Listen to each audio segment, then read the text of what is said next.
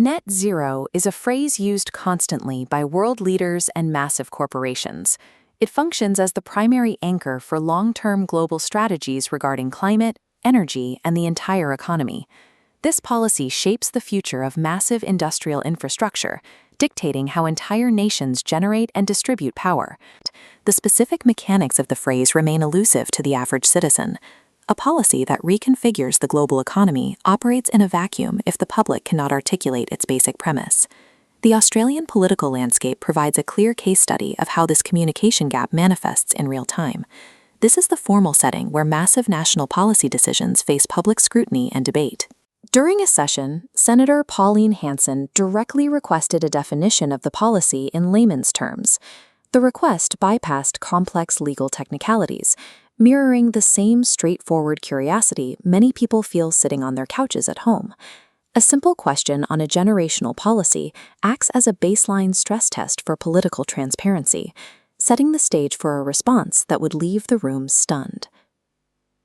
The official response from the government was, "I'm not sure how to explain other than to say it means net zero." The statement used the term itself as its own definition, despite being the stated foundation of the country's economic strategy. The exchange left the questioning senator and the wider room gobsmacked.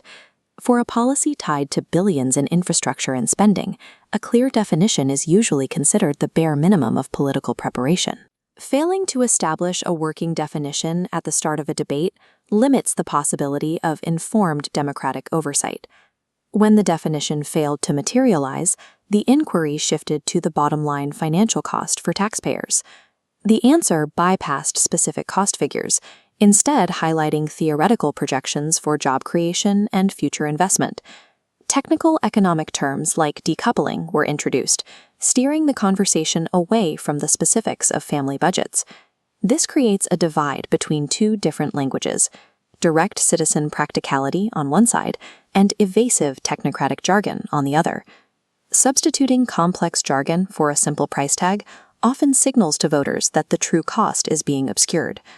To move past the political theater, we can look at the actual, accessible definition that should have been delivered on the floor. The core mechanism is a balancing act. It is the point where the amount of greenhouse gases put into the atmosphere is equal to the amount removed. At this point, the overall inputs and outputs cancel each other out, and the net total is zero. This logic is straightforward. It stands in stark contrast to the circular evasions witnessed in Parliament. The fact that an abstract scientific concept translates easily into plain English suggests that the parliamentary failure stems from something other than the difficulty of the subject matter. This interaction in Australia is a specific symptom of a broader challenge facing institutional communication worldwide. Major policies rely on a specific equation of trust: what the policy is, what it costs, and the path to get there. When this kind of foundational communication fails at the top level, public support for even the most necessary national projects inevitably fractures.